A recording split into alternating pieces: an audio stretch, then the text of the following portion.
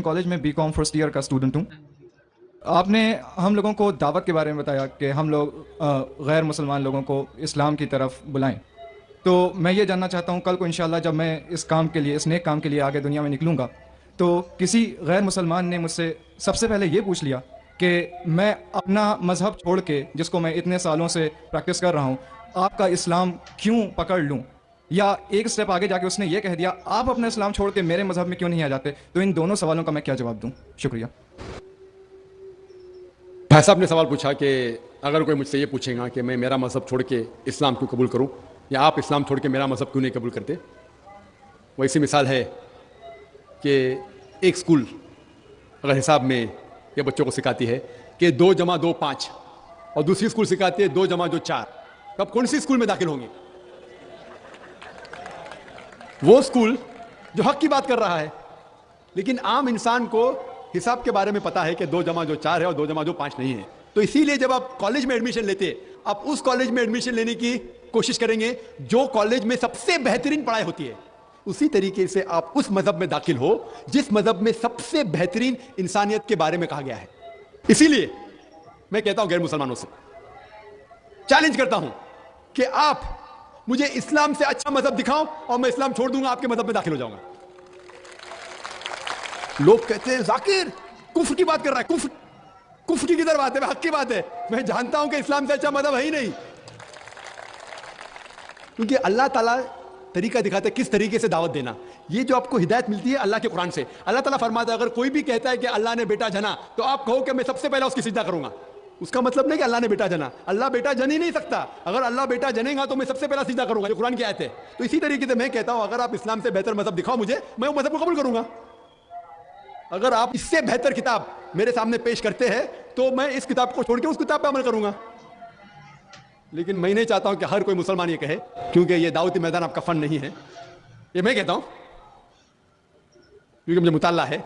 तो इस तरीके से जब हम कहते हैं ताला इला कलमतिन सवाइन बैना बैनकुम, आओ उस बात की तरफ जो आप और हम में यकसा है। तो इस तरीके से जब भी हम गैर मुसलमान से बात करते हैं तो सबसे बेहतरीन जो आयत मैंने कहा ताला इला कलमतिन सवाइन बैना बैनकुम, आओ उस बात की तरफ जो आप और हम में यकसा है। तो आप कहेंगे भाई साहब आप हिंदू है, आप ईसाई है, मैं मुस्लिम हूं, चलो जो हम में इख्तिलाफ है उसको बाजू रखो, जो आप और हम में यकसा है कम से कम उसके ऊपर तो अमल करें। तो आपको मेरे मजहब में नया आने का बताओ, मुझे आपके मजहब में नया आने का, ठीक है, कम से कम जो आप और मेरे मजहब में यकसा है उस बात के ऊपर तो हम एक साथ में अमल करेंगे और कोई भी नहीं कहेगा कि नहीं। तो कुरान में अल्लाह ताला फरमाते हैं ताला इला कलमतिन सवाइन बैना बैनकुम, आओ उस बात की तरफ जो आप और हम यकसा है। सबसे पहली बात अल्लाह नाबुदा इल्लल्लाह, हम सिर्फ अल्लाह सुब्हानहू व तआला की इबादत करें। वला नुश्रिका बिही शैय्अन, कि आपस में हम किसी को अल्लाह के साथ शरीक न करें। वला यत्तखिज़ बादुना बादन अरबाबन मिन दुनिल्लाह, हम आप और हम में से किसी को अल्लाह के बराबर कोई रब न बनाए। फ़इन तवल्लौ फ़क़ुलू अशहदू बिअन्ना मुस्लिमून, और अगर वो आपकी बात को न माने तो कहो कि हम मुसलमान हैं, अल्लाह के आगे झुकते हैं। तो अल्लाह ताला दिखाता है किस तरीके से दावत देना। तो मैं कभी भी गैर मुस्लिम से मिलता हूँ, मिसाल के तौर पर कोई हिंदू से मिलता हूँ, वो कहता है कि मैं मेरा मजहब क्यों छोड़ के इस्लाम में दाखिल हूँ। मैं कहूँ मत दाखिल हो, कौन बोल रहे दाखिल होने के लिए? कम से कम आप बराबर से आपके मजहब पे कम से कम बराबर से अमल करो। और सबसे पहली बात जो दावत की सबसे अहम बात है, अल्लाह ताला फरमाते हैं ताला इला कलमतिन सवाइन बैना बैनकुम अल्लाह नाबुदा इल्लल्लाह, आओ उस बात की तरफ जहां पर हम यकसा है। सबसे पहली बात है सिर्फ अल्लाह के अलावा किसी की इबादत ना करें। तो जब हमको हिंदू से पूछते हैं कि आप कितने खुदाओं में मानते हैं, कितने भगवान में मानते हैं, कोई कहेगा 3, कोई कहेगा 100, कोई कहेगा 1000, कोई कहेगा 33 करोड़। लेकिन अगर आप एक आलिम हिंदू से पूछेंगे जिसको अपने मजहब के बारे में इल्म है, हिंदू मजहब के बारे में इल्म है, उससे पूछेंगे कि कितने खुदाओं में आपको यकीन रखना चाहिए, तो वो हिंदू कहेगा कि हिंदू को सिर्फ एक खुदा में यकीन रखना चाहिए और एक ही खुदा की इबादत करना चाहिए। लेकिन आम हिंदू वो मानता है एक फिलॉसफी जिसे कहते हैं पैंथीइज्म। आम हिंदू मानता है कि सब कुछ खुदा है। वो कहता है कि पेड़ भी खुदा है, चांद भी खुदा है, सूरज भी खुदा है, इंसान भी खुदा है, सांप भी खुदा है। हम मुसलमान मानते हैं कि सब कुछ खुदा का है, पेड़ भी खुदा का है, चांद भी खुदा का है, सूरज भी खुदा का है, इंसान भी खुदा का है, सांप भी खुदा का है। तो ये फर्क जो हमारे हिंदू भाइयों और मुसलमान के दरमियान है, वो आम हिंदू कहता है कि सब कुछ खुदा है, हम मुसलमान कहते हैं सब कुछ खुदा का है। फर्क है सिर्फ का। अगर हम इस का के फर्क को समझ सके तो हिंदू और मुसलमान एक हो जाएंगे। सिर्फ फर्क है का।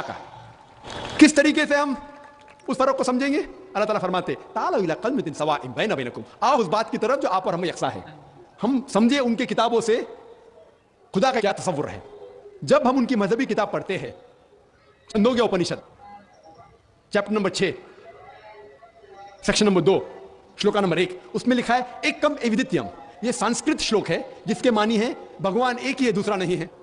आगे जब हम पढ़ते उपनिषद, उपनिषद हिंदुओं की एक मुकद्दस किताब है, कई मुकद्दस किताबें हैं। लिखा है श्वेताश्वतर उपनिषद में chapter number 6 chapter number 6 shloka number 9 में नाकस्य कसिज जनिता न चदीपा, जिसकी मानी है उस खुदा के ना ही कोई वालदा है ना कोई वालिद है, ना ही कोई रब है। उस खुदा के ना कोई वालदा है ना वालिद है, ना ही कोई रब है। आगे लिखा हुआ है श्वेताश्वतर उपनिषद में चैप्टर नंबर 4 श्लोका नंबर 19 में न तस्य प्रतिमा अस्ति, उस भगवान की तरह कोई भी नहीं है, उस खुदा की तरह कोई भी नहीं है।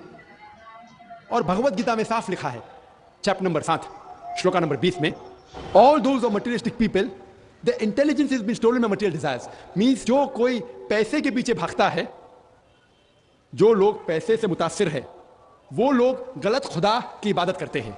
All those of intelligence has been stolen material desires they worship demigods, जिसके मानी है कि जो लोग पैसे के पीछे भागते हैं वो लोग गलत खुदा की इबादत करते हैं। और हिंदू मजहब की किताब में सबसे ऊंची किताब है वेद। वेद में लिखा है Yajurveda chapter number 32 shloka number 3 में न तस्य प्रतिमा अस्ति, उस खुदा का कोई भी अक्स नहीं है। लिखा है यजुर्वेद में चैप्टर नंबर 40 श्लोका नंबर 9 में अंधात्म प्रविशन्ति या असंभूति मुपास्ते। अंधात्म मीन्स अंधकार, अंधात्म मीन्स अंधेरा, प्रविशन्ति मतलब दाखिल होना। वो लोग अंधकार में दाखिल हो रहे हैं जो लोग असंभूति की इबादत करते हैं। असंभूति मतलब नेचुरल थिंग्स, मिसाल के तौर पे हवा, पानी, आग। जो लोग असंभूति की इबादत करते हैं वो अंधकार में दाखिल हो रहे हैं। और आगे लिखा हुआ है वो लोग और घोर अंधकार में दाखिल हो रहे हैं जो लोग संभूति की इबादत करते हैं। संभूति मतलब इंसान की बनाई हुई चीजें, मिसाल के तौर पे टेबल, चेयर, बुद्ध। अगर आप इंसान की बनाई हुई चीजों की इबादत करते हैं तो और घोर अंधकार में दाखिल हो रहे हैं। कौन कहता है? Yajurveda chapter number 40 verse number 9। और जो ब्रह्म सूत्र है हिंदुइज्म का, वो एकम ब्राह्म द्वितीया नास्ते नैना नास्ते किंचन, भगवान एक ही है, दूसरा नहीं है, नहीं है, नहीं है, जरा भी नहीं है। तो मैं कहूंगा हिंदू से कम से कम आपकी किताब में देखो भगवान एक है, ना उसका बुत है। आप एक भगवान की इबादत करो और किसी की मत करो। तो पहले पे मैं उससे कबूल कराऊंगा ला इलाहा इल्लल्लाह कि भगवान एक है। के बारे में दिगर मज़ाहिब के किताबों में क्या लिखा हुआ है, और एक तकरीर भी की है कि खुसूसन हिंदू मजहब के किताब में मोहम्मद सल्लल्लाहु अलैहि वसल्लम का जिक्र।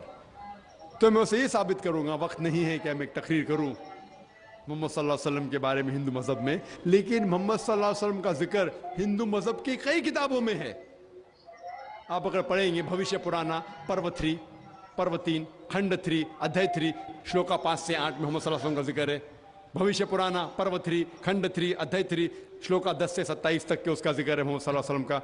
मोहम्मद सल्लल्लाहु अलैहि वसल्लम का जिक्र है कुंटब सुक्ता में, अथर्ववेद किताब नंबर 20 हिम नंबर 127 श्लोका नंबर 1 से 14। मोहम्मद सल्लल्लाहु अलैहि वसल्लम का जिक्र कई जगह हिंदू मज़हब किताबों में है। और खुसूसन एक पुराना है कल की पुराना चैप्टर नंबर 2 श्लोका नंबर 4, 5, 7, 9, 11 और 15 में जिक्र है कि एक कल की अवतार आएंगे जिसके माँ का नाम है सुमति, जिसके मानी अमन। और हम जानते हैं मोहम्मद सल्लल्लाहु अलैहि वसल्लम की वालदा का नाम था आमिना।